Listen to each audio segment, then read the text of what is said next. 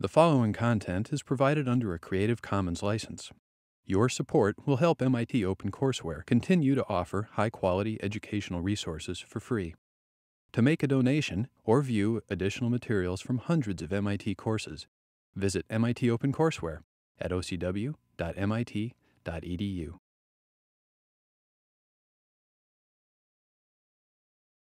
Good afternoon. The title here is the topic for our class today. We want to discuss formally the derivation of optical Bloch equation, but usually when I teach you something, I have a general concept in mind, and the concept right now here is how can we get from unitary time evolution of a quantum system to rate equations and dissipation. And this is sort of the subject of master equation, open system dynamics. And this cartoon sort of tells you what we want to do. We have a total system, which is one part we are interested in, and the other one, often it has many, many degrees of freedom, and we don't want to keep track of them. But they have one Hamiltonian. But we are only interested how our atomic system evolves, and we want to find an equation, which is no longer a Schrödinger equation.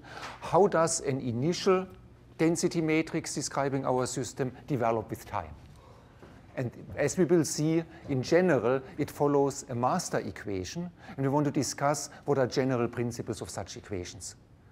What is very important here is that we are not keeping track of what happens in the environment, and that's associated here with a little bucket or trash can. Every result, photons or such, are measured. The environment is constantly projected on a measurement basis, and therefore we introduce a probabilistic element into the part we don't observe, namely the part which characterizes the atoms.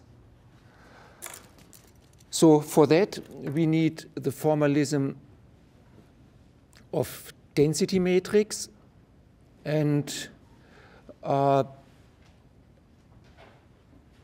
that's where we want to start. At the end of the last lecture, I reminded you that the density matrix can always be written as an ensemble where you say you have a certain probability for a certain wave function. This is always possible, but it is not unique.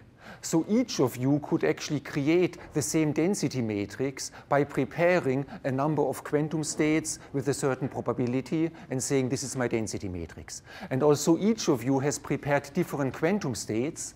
If you sum them up in that way, you get the same density matrix, and therefore all observables, all measurements you will do on your ensemble in the future will be identical, because the density matrix is a full description of the system.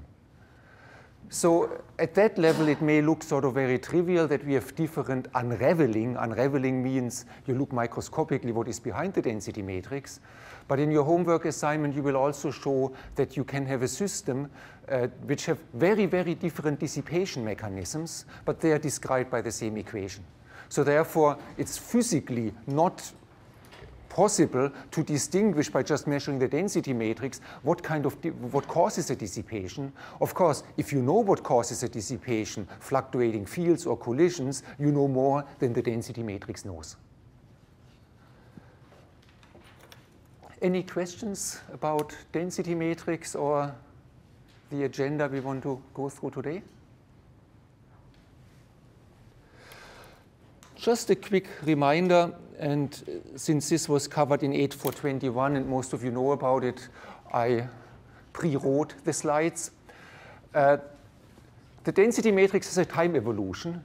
There is one which is sort of trivial and covered in more elementary text, and this is the Hamiltonian evolution, and I'm sure you've seen it. The time evolution, the unitary time evolution, involves the commutator of the Hamiltonian with the density matrix.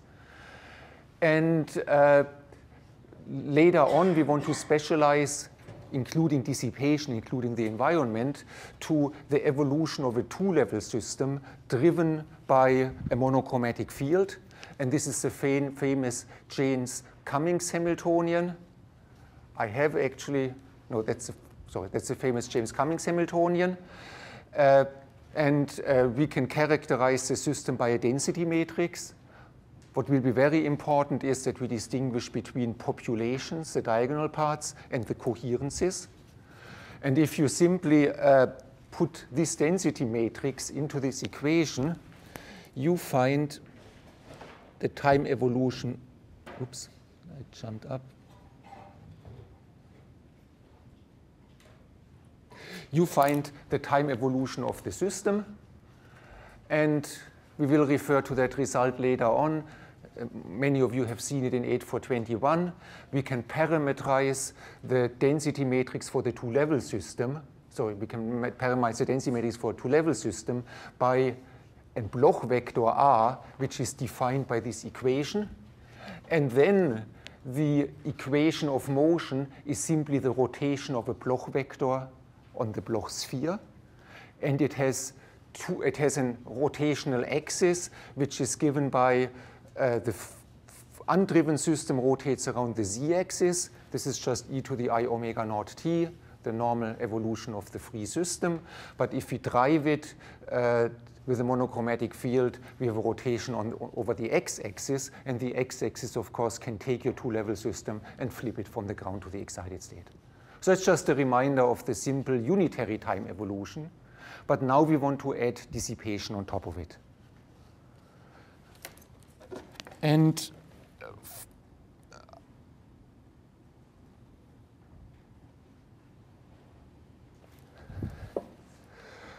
what I have decided that before I discuss with you optical Bloch equation and master equation in general, I want to give you a very simple model.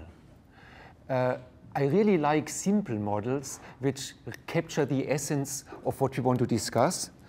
So what I want to use is, I want to use a beam splitter model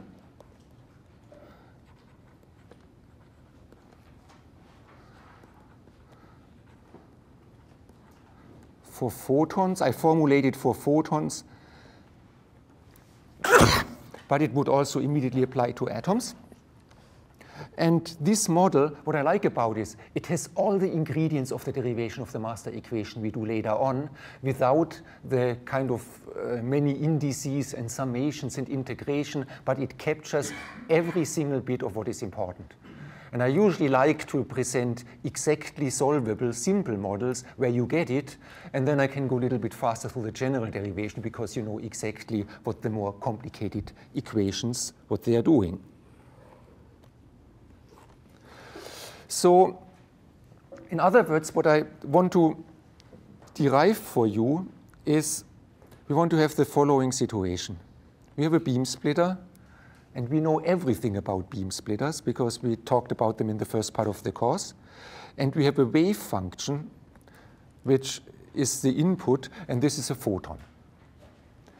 And we want to understand, after the beam splitter, how has the system evolved? In general, it will be a density matrix. And what we want to find out is, what is the equation for the density matrix? Maybe this density matrix goes through the next beam splitter, and then we want to know what comes out of it. And all we have to apply is the formalism we developed for the beam splitter earlier in the course. Of course, the beam splitter is not as harmless as it looks like. There is another port, which and another port. One here brings in the environment, and for the environment we will use the vacuum. That's the simplest environment.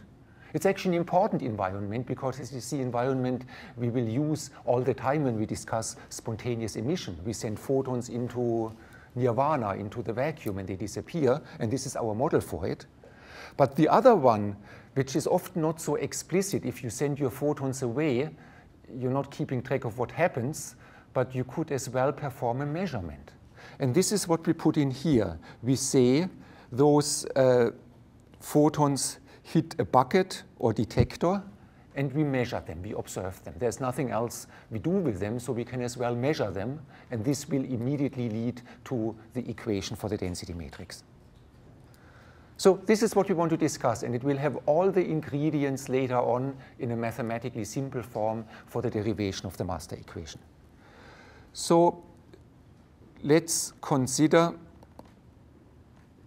a single photon for that.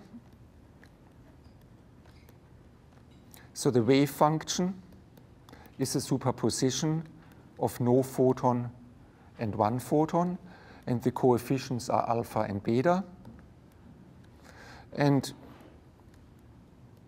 just for simplifying notation, I pick alpha and beta to be real. So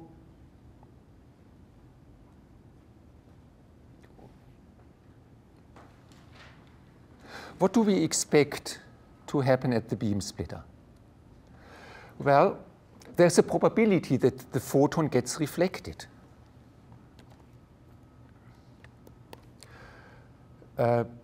Probability to reflect the photon and therefore to observe the photon.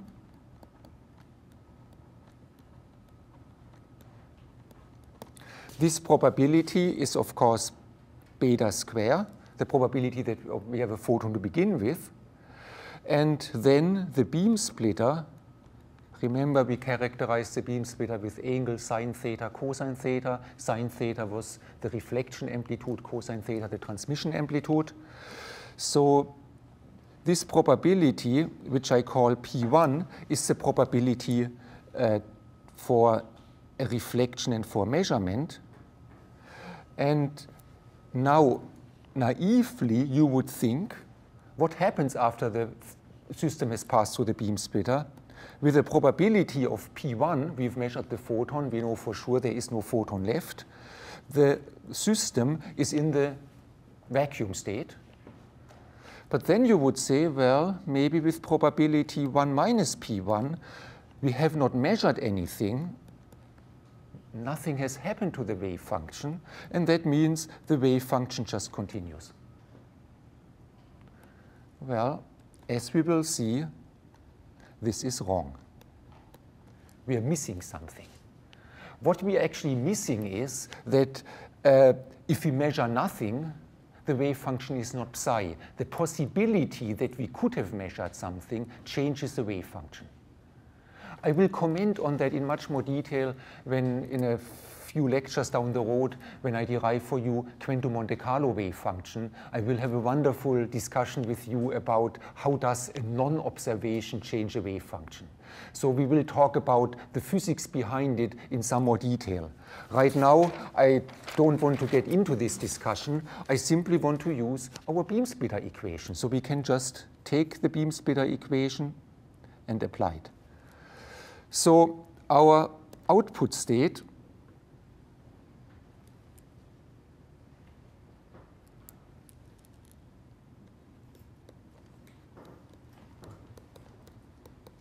is obtained by taking the operator for our beam splitter.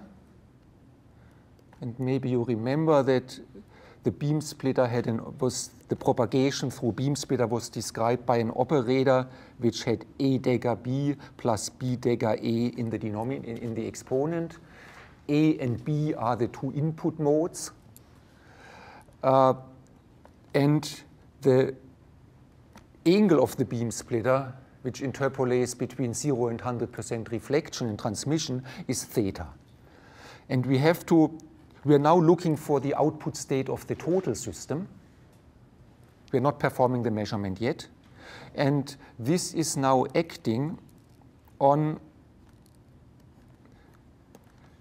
the total system, which is the cross product of our photon system, of our system of interest, and the other input, which we call the environment or the vacuum, is 0.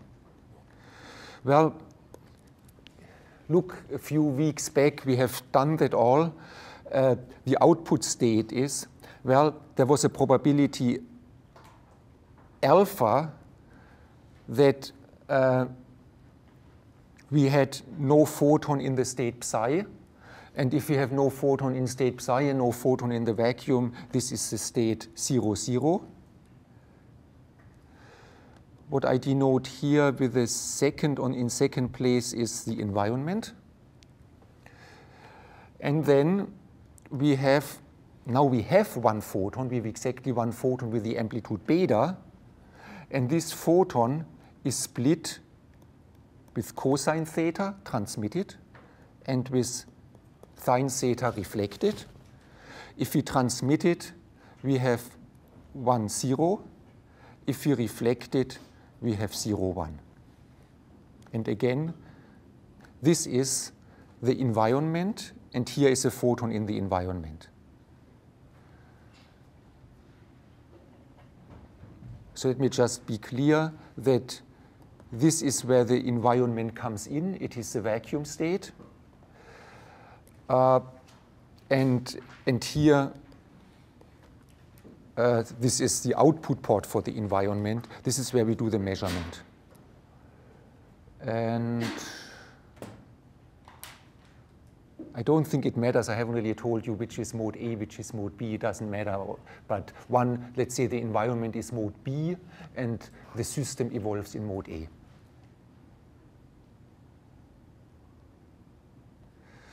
Oops.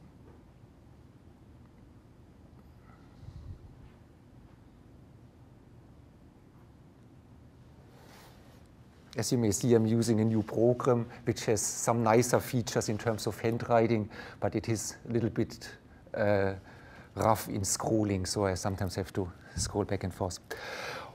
Okay, so what is our output? Now we have two possibilities. The environment is 0 or the environment is 1, and we perform a measurement. So we have to now go into a probabilistic description. So with probability P1, we have done a measurement, and our output state is now the vacuum state. With probability 1 minus P1,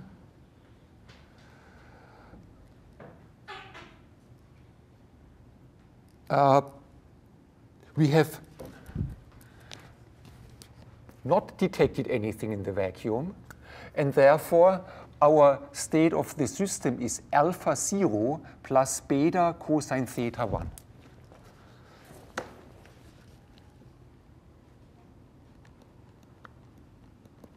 Is alpha 0. So it is not beta 1 as naively you would have assumed. It's not the original state. There is a cosine theta factor, which we got exactly from the beam splitter, from the unitary evolution provided by the beam splitter.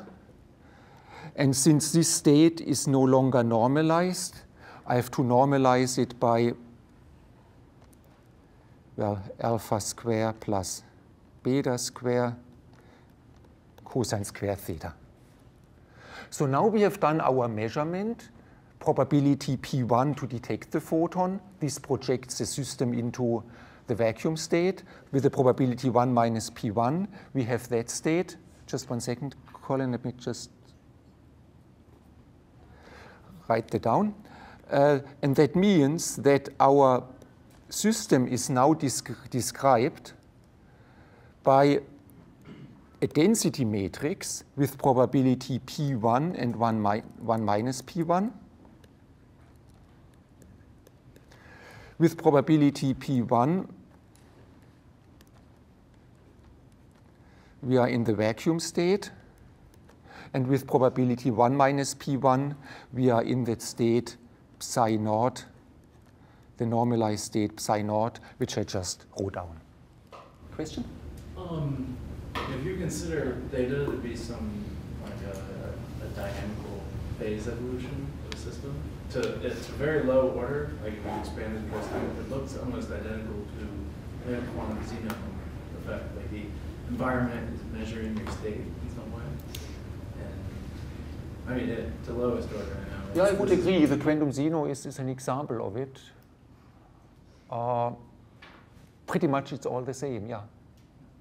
What we do here is this. I like the beam splitter because the beam splitter provides an exact formulation of the measurement process. You really can use the beam splitter to discuss what happens fundamentally when you perform a measurement. And the beam splitter is one typical implementation of that, but it has all the features you will find in any measurement system. And it's especially what you observe here, let me just emphasize, is the fact that we do not make a measurement is changing the wave function from the initial wave function psi to psi naught. We have a factor cosine theta here. And that's also very general. A measurement perturbs, modifies your wave function no matter what the outcome of the measurement is.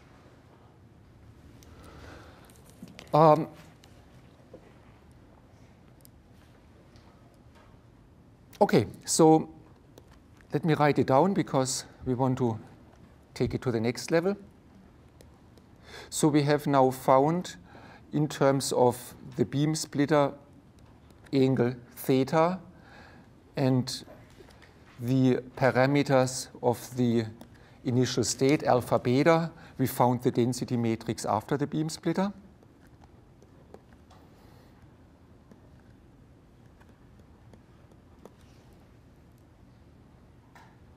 Yes. Okay, so what is the next step?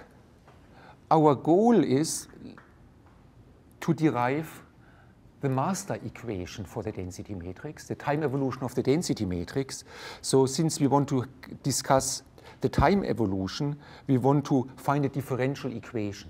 So what we want to figure out is what is the difference between the output density matrix and the input density matrix. The input was, of course, a pure state characterized by the matrix population alpha squared and beta squared and diagonal off-diagonal matrix element of alpha beta. The difference between the difference between the density matrix is, you can just calculate the difference. You can simplify things by applying some trigonometric identities. So this is an exact result.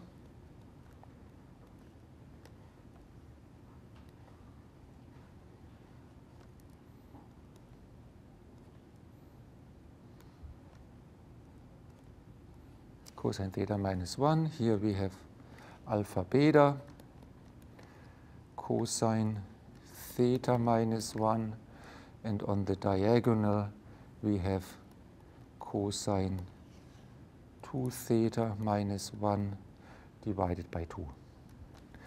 Anyway, this is an intermediate result. We are interested in a differential equation. We want to sort of find out what happens when we observe, when we have the density matrix interacting with the environment all the time. And this can be simulated by beam splitters by using many beam splitters with a small degree of reflection. So we want to simplify this result now for the case of many beam splitters, and each of them has a small tipping angle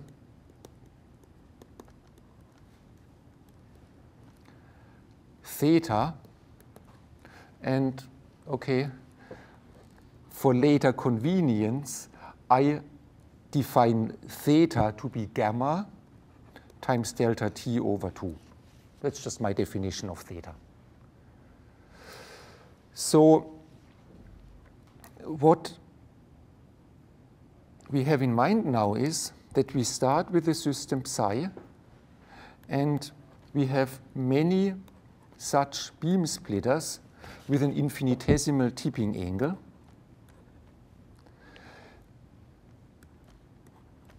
Each beam splitter has the vacuum at its input state, and we always perform the measurement.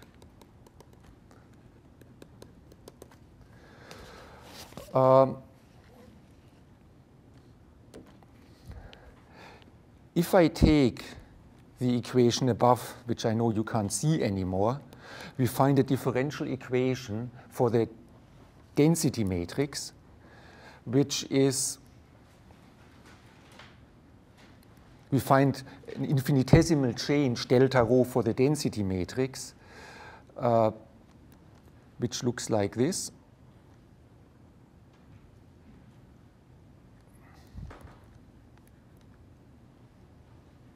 So all I've done is I've used the equation above, and I've done a Taylor expansion in the small angle theta.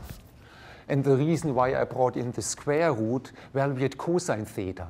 The first order Taylor expansion, or the lowest order Taylor expansion from cosine is 1 minus theta squared. So I get the square root theta, I get the square root squared. So I get gamma, which appears here, and then I divide by delta t. So this is just an exact mathematical expression. And the next step is to form a differential equation. But before I do that, I want to emphasize the two features we are using here. They sort of enter automatically, but these are the two big assumptions we make when we derive a master equation. The first one is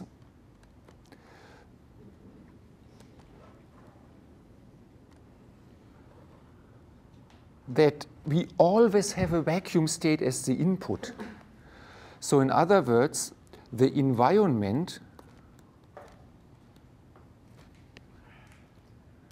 is always in the same state, which is a vacuum state. And this is sort of called a Born approximation.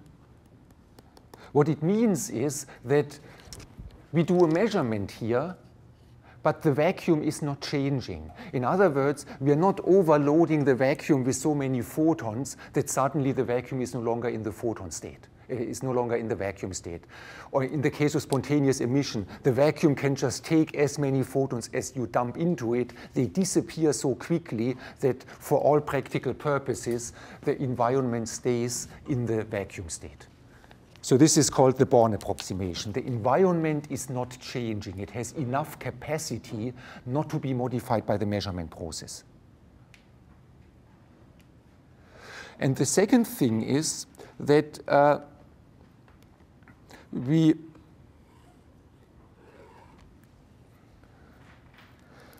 second thing which is related is, the vacuum is also the vacuum is always in the same state, and there are no correlations. From here to here to here, there is no memory effect. Everything is completely uncorrelated.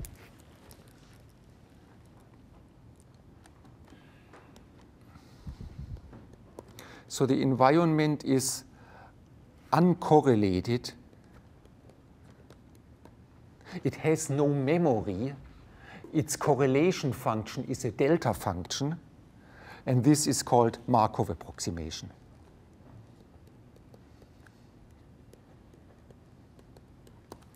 So these are the two effects which are important. One is no memory for the environment, delta function correlation, Markov approximation, and the two are of course related, and the environment is always in the same state.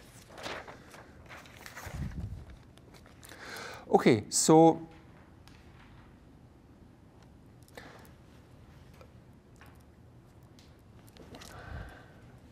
remember, this is the change for the density matrix, and alpha beta were the original parameters of the density matrix for the input state. So I can now rewrite everything as a differential equation. We have the density matrix has a derivative for the diagonal matrix elements and for the coherences. Here we have plus gamma, here we have minus gamma, rho 1, 1. Makes sense because we conserve the trace. We have unity probability that we have still a system. And therefore, the two diagonal matrix elements, the population have to the sum of them cannot change with time. And for the coherence, we have gamma over 2. And if you are familiar with optical Bloch equations, which we derive next, we can say that this means, if 0 is the ground state, that the ground state changes because there is, call it spontaneous emission from the excited state. This equation would say that the excited state decays with the rate gamma. And sometimes you may have pondered about that there are factors of 2 appearing, which also appears here, that when the excited state decays with the rate gamma, we have a factor here for the coherences, which is gamma over 2. So what we have accomplished in contrast to, let's say, Einstein's equation with the Einstein A and B coefficient, which led to rate equations for the population, we have now a new feature.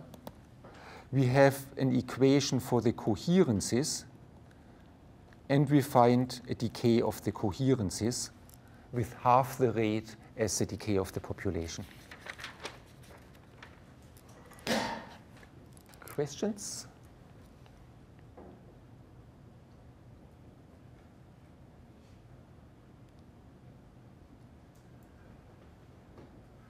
So if you want, you could rewrite this model for a photon which goes through beam splitters and undergoes measurement. You can rewrite it for an atomic wave function, and you measure whether the atom is in the excited and ground state. And the equation for the measurement performed on the atom is exactly as the equation by which the beam splitter acts on the photon state. So what I've shown here, it's very specific for a single photon because I could use simple equations, but everything is what you find in a much more general situation.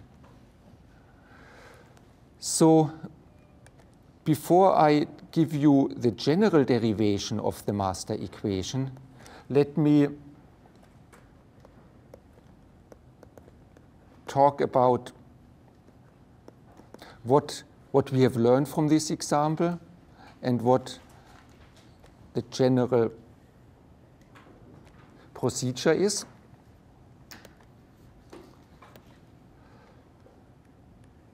The first thing is, our goal is to find a differential equation for the density matrix of the system. Oh, I just remember, there was one thing I wanted to mention. In the previous derivation with the beam splitter, I started with the pure state, and the pure state developed into a statistical mixture. And this statistical mixture would then transform with the next beam splitter into another statistical mixture.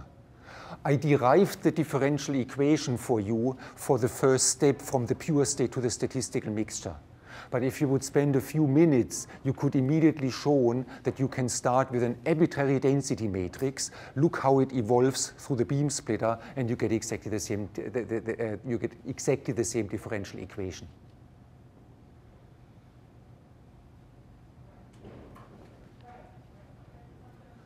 Okay, so the general procedure is we want a differential equation, how the density matrix evolves with time, and this will be obtained by finding an operator which acts on the initial density matrix. This operator is not a unitary operator because we are performing measurements through the environment, even if we don't actually perform them. Once we dump something into the environment, it's out of our control, and anybody could go and perform a measurement. And so we should assume that this measurement has been taken. It's one of those quantum mechanical things that you don't even have to care whether somebody does it. The environment does it for you. Okay, so this operator is called a Liouvillean operator. it sometimes goes, and I haven't really traced down why, it's called sometimes super operator. I mean, I know what superconductivity is, but I don't know what the superpowers of this operator are, but that's just a name which you will find. The second thing which we have used is that the evolution of the system can be obtained from the time evolution of the total system by performing a trace over the degrees of freedom of the environment. This was exactly what we actually did when we said the system continues with probability P0 in one state and probability P1 in the other state. The operation which led to this density matrix was exactly the partial trace. So this is the second general, this is the general feature which we have to implement. Thirdly, if we could do 1 and 2 exactly, we would have an exact formulation for a small part of a quantum system, no matter how complicated the environment is. In practice, we can solve the equations only when we make simplifying assumptions about the environment. One is it is large, and more important, therefore, it's unchanging. And this is the Born approximation. And the second feature is it has a short correlation time.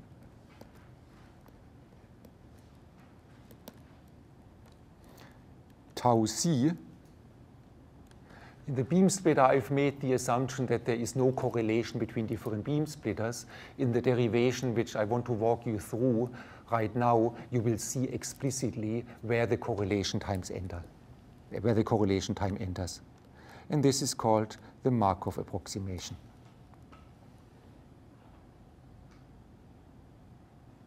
And finally, this is number 4. The whole possibility to derive a master equation hinges on the fact that we have different time scales which are very different.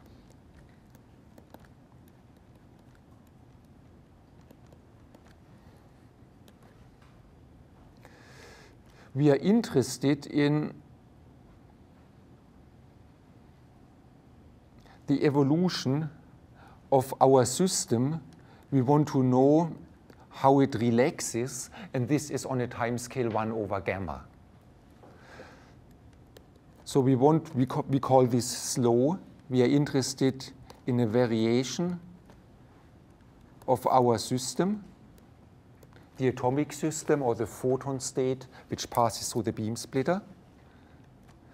And this time scale has to be much slower than the fluctuations of the environment.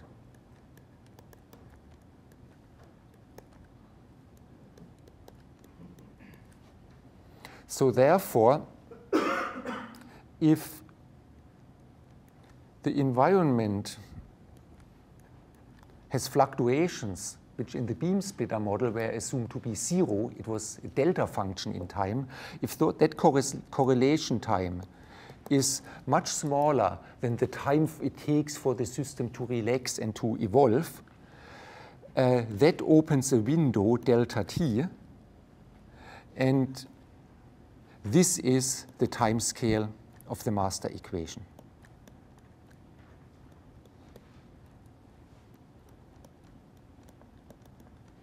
Just to give you one example for the spontaneous emission, the correlation time, tau c, would be the time it takes the photon to disappear from the atom.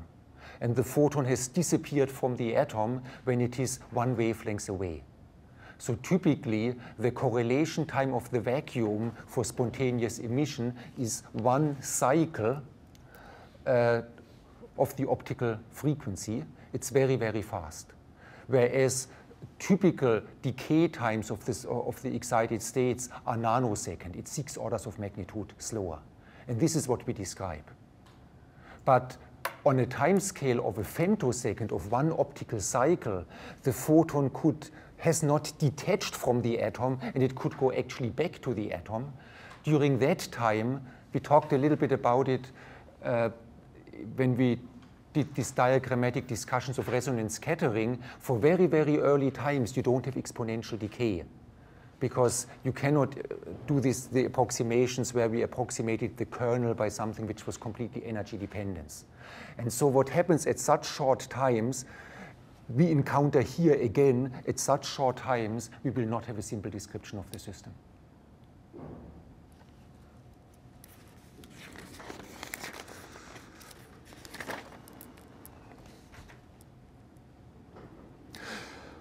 Okay, so the last point, let me summarize. Our goal is that we describe the density matrix of the system, and we want to find the Liouville operator or some matrix which acts on it. And because we will integrate over time steps which are larger than the correlation time of the system, we can also call it will be a coarse-grained evolution.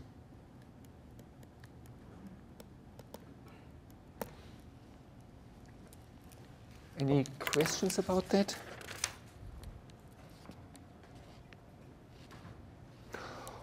Okay.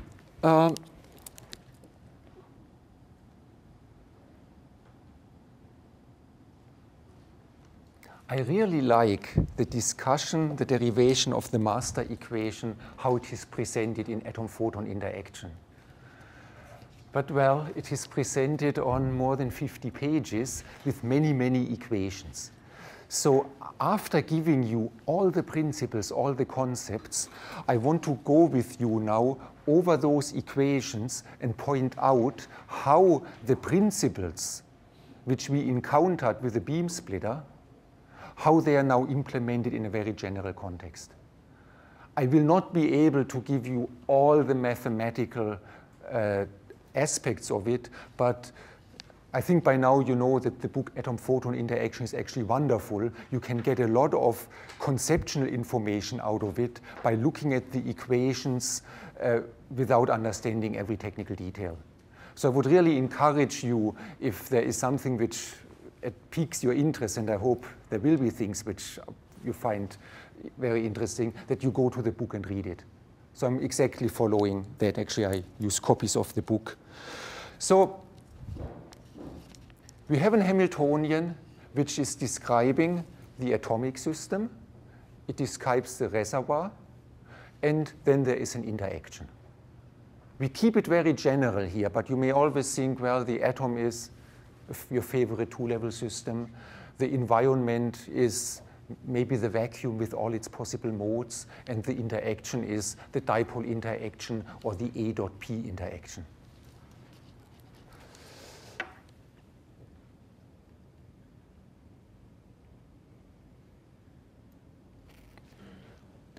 So we start out with an equation which is nothing else than Schrödinger's equation for the density matrix. The time derivation of the density matrix is the commutator with the Hamiltonian. But it is often useful, and you've seen it many times, to go to the interaction representation. That the time dependence due to the unperturbed part of the operator is absorbed in a unitary transformation. So therefore, this density matrix in the interaction representation evolves not with H, because H naught is taken care of. It only evolves due to the coupling between the two systems, between the system and the environment.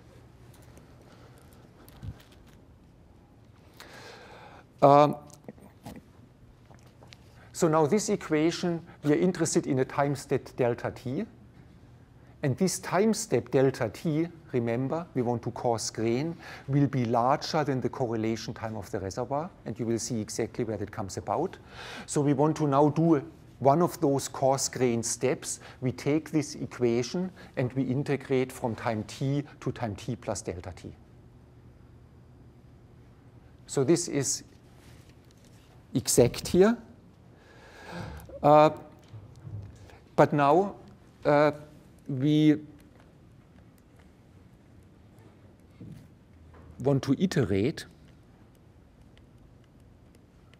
and that means the following.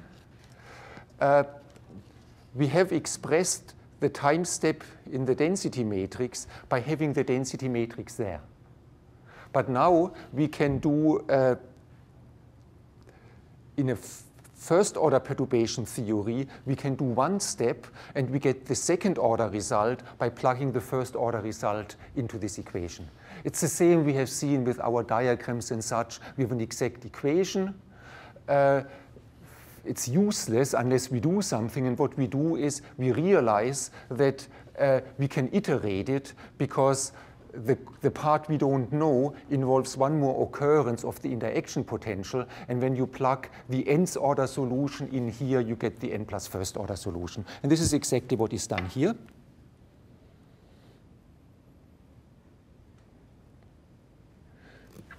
And I skipped a few equations here. This is what is done here, number one.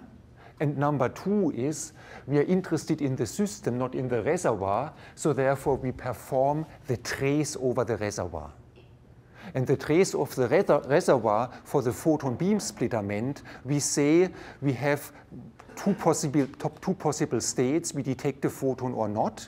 And for the system, we have now a density matrix which is probability P naught in one state, probability P1 in the other state. And this is exactly what the operator partial trace does.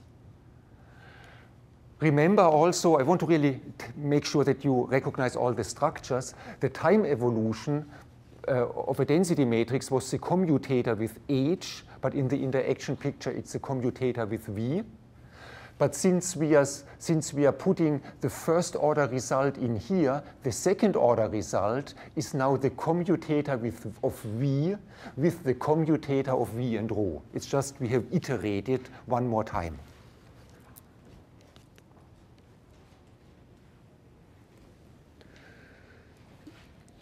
So the sigma tilde, the density matrix for our system, tilde means in the interaction picture, is now the partial trace over the reservoir of the total density matrix, tilde means in the interaction picture. And the important part here is that it is exact. We have not done any approximation here. Any questions?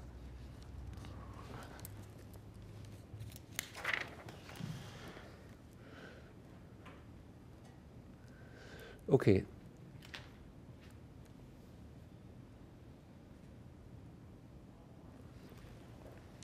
Of course, now we have to make approximations because we cannot solve an arbitrary quantum problem exactly. The first one is, what do we want to do in the end? We want to keep the first non-trivial term, but to the extent possible, we want to factorize everything. We want to get rid of the entanglement of the environment and the system and only get sort of the minimum which is provided by the coupling. So this evolves as follows. The interaction, we assume, is a product of two operators. One operator acts on the system, one operator acts on the environment. So this could be the dipole acting on the atom, the vacuum field E interacting with the environment. Or it could be P dot A. Or maybe your system has a magnetic moment M and the environment consists of fluctuating magnetic fields. So you will pretty much find in every kind of measurement that a measurement involves the product of two operators. One is an operator for your system and one is an operator for the reservoir or for the environment. And so this is one thing we want to use. And now there is one thing which, the moment we will use that in our equations, there is one thing which will naturally appear. Let me scroll back. What we have here is the interaction operator V at two different times. So this means if something happens at different times and we integrate over times, this is a correlation function between V at a time t prime and a time t double prime. And the reservoir part of this interaction is the operator R. So what we have here now is we have a correlation between the operator R at two times, which characterizes the environment. And now comes an important approximation. You remember I said we want to assume that the environment has a very short correlation time. Whenever a photon is emitted, it appears dramatically fast. It disappears in one optical cycle, and the environment is sort of reset. It's back in the vacuum state. So this is now expressed here, that this product over which we take the partial trace has a very short coherence time. And the fact is now the following. We are integrating over a coarse-grained stepped delta t. But this correlation function goes to 0 in a very short time. So therefore, it will not contribute a lot. Let me write that down.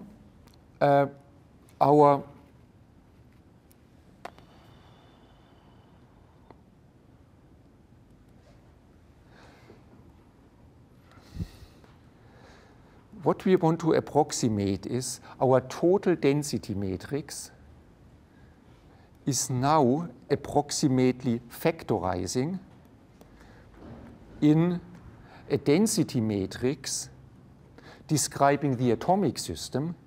Well, we describe the atomic system when we trace out the environment. We describe the environment when we trace out the atomic part. And if we now form the direct product, we are back to the total system, but we have factorized the total density matrix into two parts. What we neglect here is a part which cannot be factorized, which is the correlated part of it.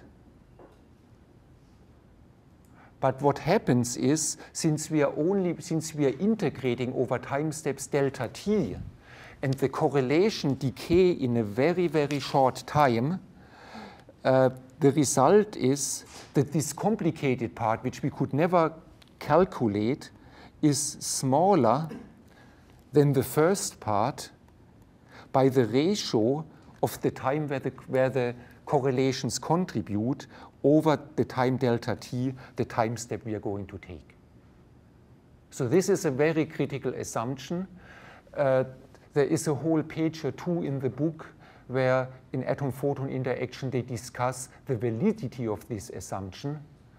But I've given you the physical motivation that we integrate over much larger time, and if this time is large and the correlations last for a short time, they only contribute on order, they only contribute with this small parameter to the result. So in other words, that means after we have an interaction between the environment and the system, we write it down in second order, but the second order result is now evaluated by factorizing the density matrix into our system and the reservoir. So that means, in that sense, if you factorize something, it looks as if it's non-interacting. But the trick is the same. You write down something to first and second order, and once you have factored out the important physics, now you can evaluate the expression by using an approximation, which is now the approximation that the density matrix factorizes.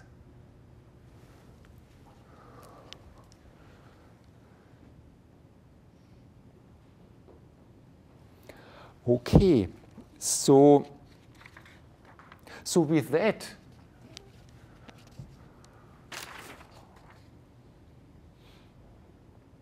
so this is the approximation we have made, that the correlation time is very short. And now we have a differential equation for the density matrix sigma, which describes our atomic system. We have traced out the degrees of the reservoir.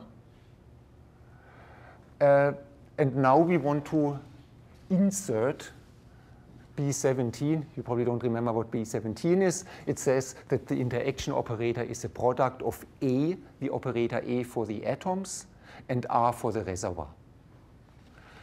So the reservoir part, tau prime, tau double prime, gives a correlation function. This is the correlation function between the operator R at two different times. And the part which acts on our system, the A part, is explicitly kept here. So this is now a general master equation. It tells us the time evolution of the density matrix, and in this form. It looks very complicated, but this is because it's very general. In order to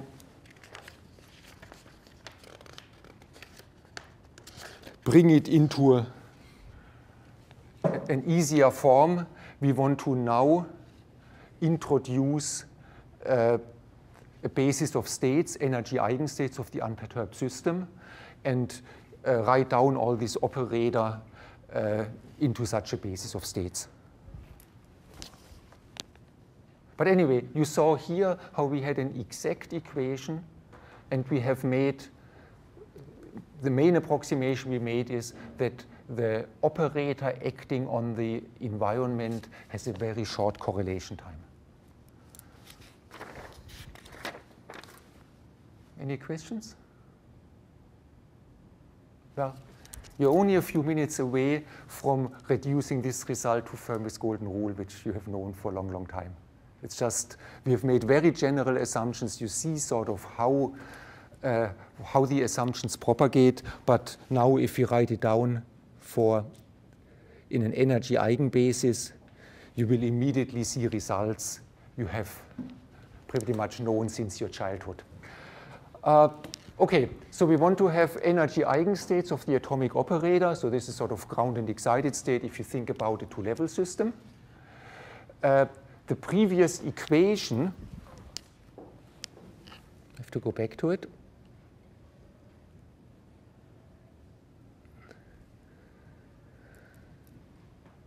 Our previous equation is a differential equation for the density matrix here, and here is the density matrix. So now we formulate this equation into an energy eigenbasis, and what do we get? Well, we get an equation for the matrix elements, and what matrix elements are important? Diagonal matrix elements, which are population, off-diagonal matrix elements, which are coherences. So we pretty much take this equation, use the energy eigenbasis, and look, what do we get for the populations, and what do we get for the coherences?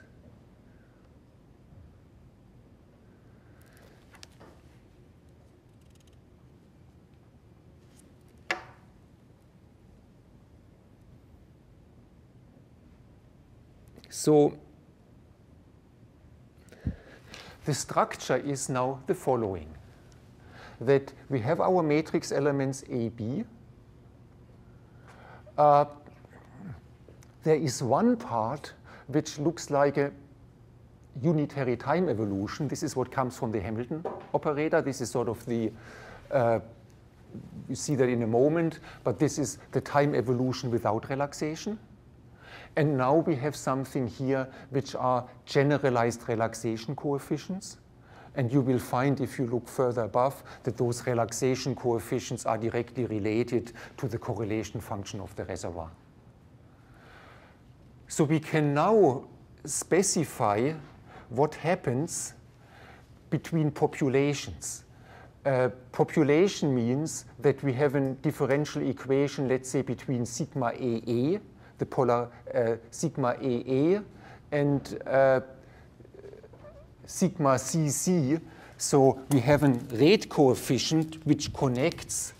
We have a rate coefficient which connects the population in state A with the population in state C. Well, and if you take this expression, you find several things. Well, you find Fermi's golden rule in a generalized way. That's always nice. You find Fermi's golden rule. When you integrate over time, you often get a delta function, and you expect to get a delta function because we have energy conservation. So you get that, of course, naturally. Secondly, we have matrix element, second-order matrix element, which you know from Fermi's golden rule. But now we have the following situation, that the matrix element in Fermi's golden rule may actually depend on the state mu of the environment. So you have maybe 10 different possibilities for the environment, and Fermi's golden rule gives you spontaneous emission, which is different for those 10 states. And naturally, since we have performed the partial trace over the environment, we have all those rates weighted with the probability that the environment is in one of those states. So what you find here is a simple generalization of Fermi's golden rule. And if you look at the off-diagonal matrix elements, for instance, you want to know what is this rate, what is the rate coefficient, which gives you the time derivative of the coherence, and it's multiplied with the coherence. You find now that in general, this rate coefficient has a damping term, but it may also have an imaginary term. And I hope you remember when we played with diagrams that we had something similar. There was something which we called the radiative shift. I called it the AC Stark effect of a single photon, and here it is a level shift which comes because the environment interacts with your system and it shifts the levels a little bit. So in addition to just relaxation, spontaneous emission, and damping, there's also a dispersive part, a level shift. And it has exactly the same structure. Let me add that delta AB is the difference between the shift of state B and the shift of state A. And those shifts have exactly the same structure. You have to take the principal part of something which has 1 over the difference of energies. And we discussed that this has to be understood by somewhere adding an infinitesimal imaginary part and doing the right thing with complex function. It's actually related to Laplace to the difference between Laplace transformation and Fourier transformation. So anyway, what I find sort of beautiful is that we started with the most general situation. We performed the partial trace. We made one assumption of short correlation times. And a lot of things we have known about quantum system just pops out in a very general form here. Any questions about so far?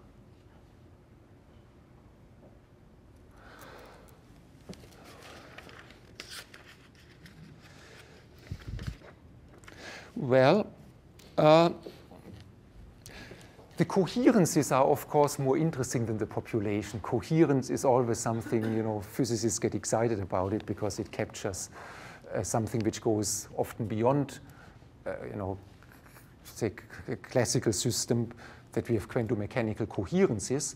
And what happens is the coefficient here, which provides the damping of the coherence, just comes out of the formalism, has 2 parts. And one part is, well, an adiabatic part, and the other one is a non-adiabatic part. Well, and that makes sense. If you have 2 quantum states and there is a coherence, some phase between the two, The phase can get lost if you do a transition between the two states or one state undergoes a collision and is quenched. So you definitely have one part which is due to the fact that the quantum states or the population changes, and you find that there is this state changing part, which is pretty much the sum of all the rate coefficient leading out of state, leading to the decay of state A and leading to the decay of state B. In other words, if you have a two-level system which has a coherence and you have decay of the excited state and decay of the ground state, you would expect that those decay terms appear also in the decay of the coherence between the two levels, and they do, and they appear with the correct factor of 1/2. But there is another possibility, and this is the following. You can have no relaxation of the population of the state, but you can still lose the coherence. The model you should maybe make is that you have spin up, spin down. You're not perturbing the populations in spin up and spin down, but the environment provides a fluctuating magnetic field.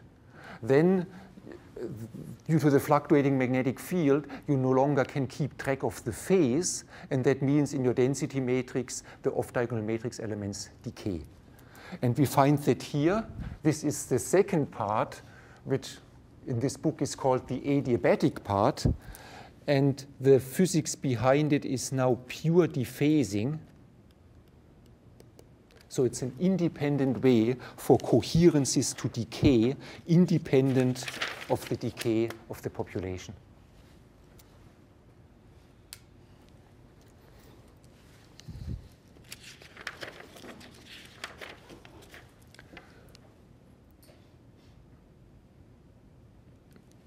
Questions? Colin? Where has the Markov approximation come in? The Markov approximation is, that, so to speak, the delta function approximation, which would say that, I mean, I introduced the correlation function between the reservoir operator and said the correlation time tau c is very, very short. The Markov approximation would actually state that. It would actually say in a more radical way the correlation time is 0. And the Born approximation, the fact that the reservoir is unchanged, came in when we said the total density matrix for the second order expression just factorizes. It factorizes into the environment, which is just the density matrix of the environment. It's not changed by the interaction with the system. And this is a Born approximation. We just use the same expression for the reservoir, independent of the measurements the reservoir has done. Other questions? Yes, Nancy. The other case, why is there a factor of half? Say for the This is something very general. I think. Thank you actually for the question. Whenever we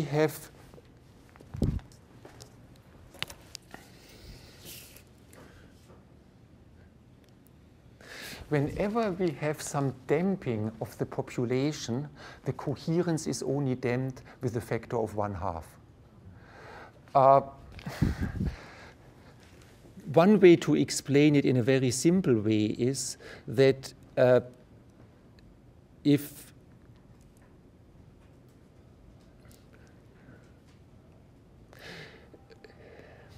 you have an amplitude alpha excited and alpha ground, the population in the excited state is this squared. So you sometimes make the model that the amplitude decays with gamma over 2, but the population is, because you take the product, decays with gamma. So you would say alpha E and alpha G both decay with half the rate, but the probability is with the total rate. And the coherence is the product of the amplitudes. So therefore, when you look at the coherence, this decays with 1/2 gamma E, this decays with 1/2 gamma G, and this is what you get here, 1/2 gamma in state A, 1/2 gamma in state B. Whereas the probability to be in this state decays with twice that because the probability is squared.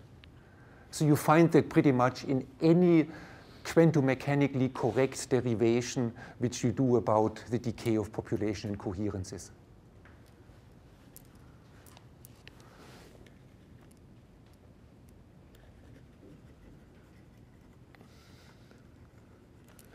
Okay.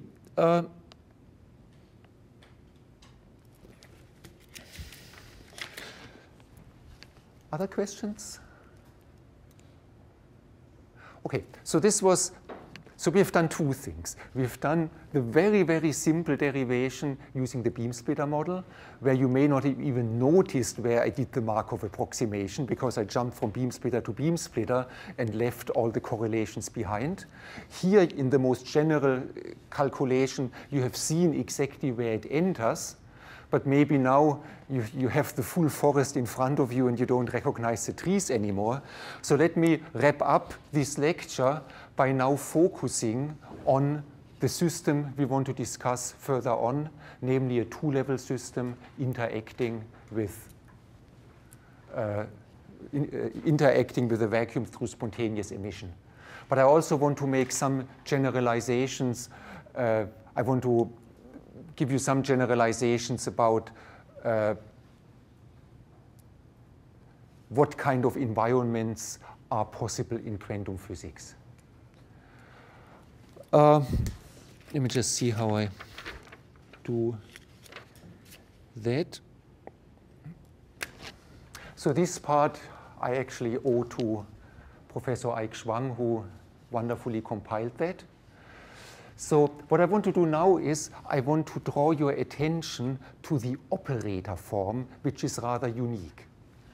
Remember when we did second-order perturbation theory, we had sort of the commutator of V with the commutator of V and rho. This came from iterating the exact equation of motion for the density matrix. And we want to specialize that now to the Jaynes-Cummings model. I mean, in the end, at least in this course, we always come back to the Jaynes-Cummings model because it captures a lot of what we want to explore. So the Jaynes-Cummings model in the rotating wave approximation is very simple. It raises the atom from ground to excited state and destroys a photon, or it does the opposite. So this is our simple interaction between our system, the two-level atom, and our reservoir, which is just the vacuum of all the modes.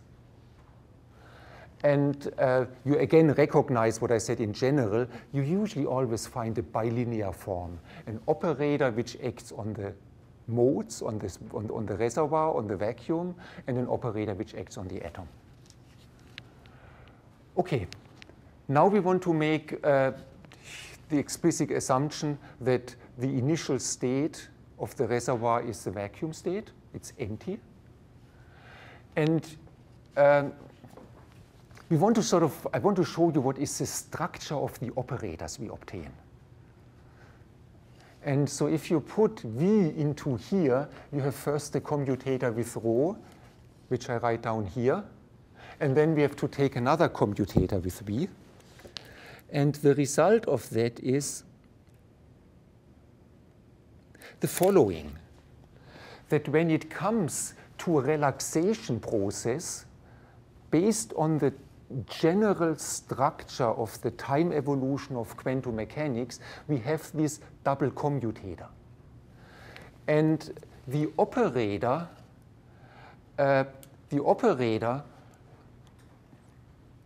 which couples our system to the environment is the raising and lowering operator. I mean, the atom, because it interacts with the environment, either absorbs a photon or emits a photon. But those operators, sigma plus and sigma minus, appear now always as products because we have two occurrences of the interaction V. But if you look at the double commutator structure, the operator sigma plus sigma minus appears, this is just the general structure of this double commutator, appears to the left side of the atomic density matrix, to the right side of the atomic density matrix, and then there is the cross term where the atomic density matrix is in the middle of the two.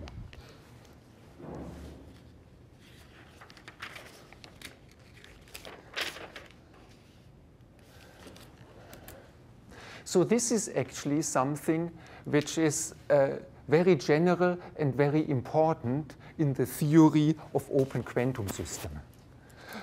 What I'm discussing with you now is this famous Lindblad form. And the story goes like that. You want to know what are possible environments. Not just the empty vacuum. You can have fluctuating fields, you can have, you name it.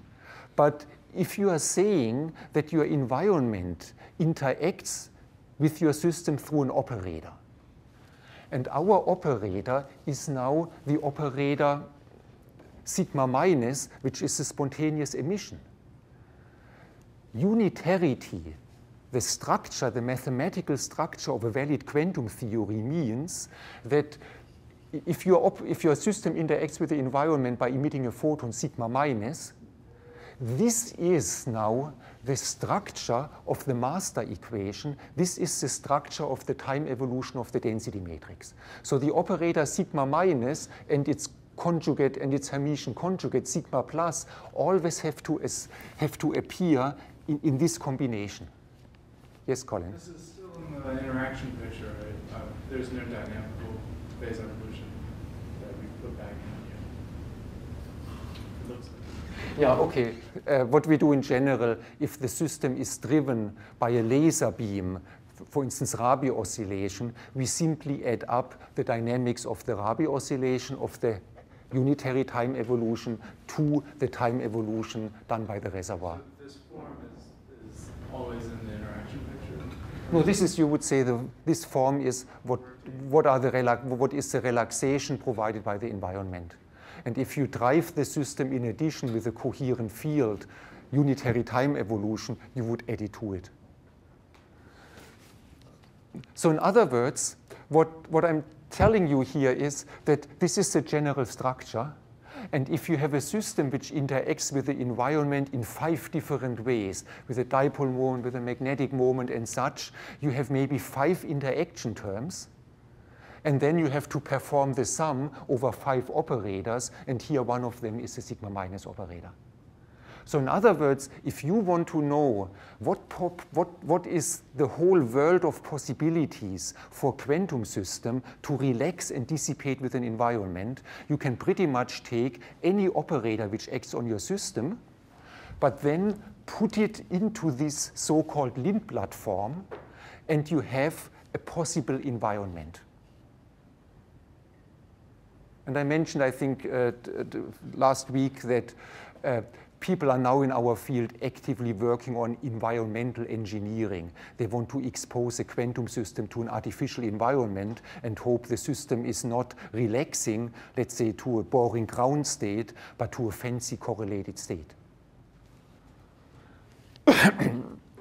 So what this Lindblad form, if the operators appears in this way, what it ensures is the following. Just imagine if we have an equation, a derivative of the density matrix, which depends on the density matrix. You could write down a differential equation and say, is that possible? Well, it has to be consistent with quantum physics. You have certain requirements. One requirement is that rho, the density matrix, always has to be a density matrix. The trace equal 1 has to be conserved. A density matrix always must have non-negative eigenvalues. Otherwise, what you write down, it may be a nice differential equation, but quantum mechanically it's nonsense.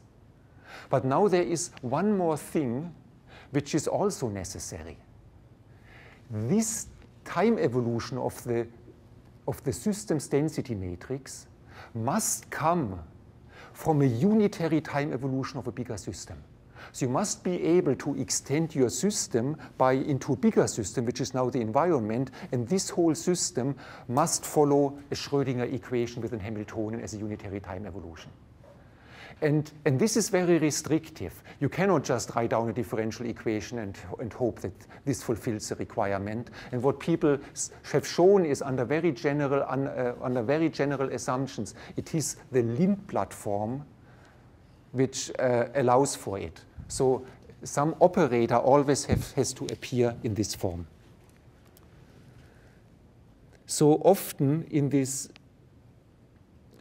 Lindblad form, you have an operator which is called a jump operator, which is responsible for the measurement which the environment does on your system. The jump operator is here the operator which takes the atom from the excited to the ground state. With that, you emit a photon, and the photon can be measured. So often you can describe a system by a jump operator, and if the jump operator is put into this Lindblad form, then you have a valid master equation for. Then you have a valid master equation for your system. So let me wrap up. If you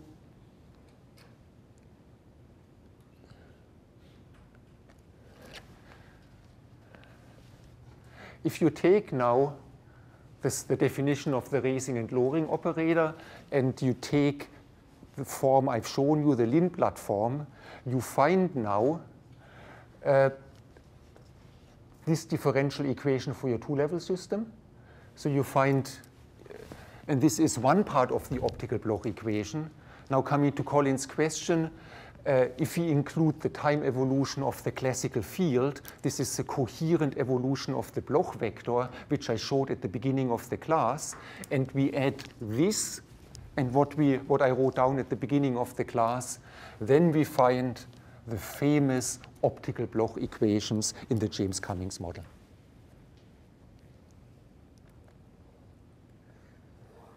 So these are now the optical Bloch equations. And I hope you enjoy now, after this complicated discussion, how simple they are.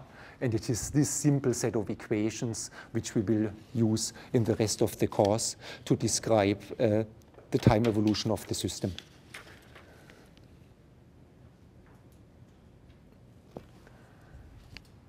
Just because I did some generalizations about the Lindblad equation, I copied that into the lecture notes from Wikipedia. And probably now you sort of understand what is the most general Lindblad equation. It has a Hamiltonian part, and then it has jump operators like your sigma minus operator, but it has to come in the form that the jump operator is, and its complex conjugate, Hermitian conjugate, is on the left side, on the right side, and left and right of your density matrix. So this is a generalization I've mentioned.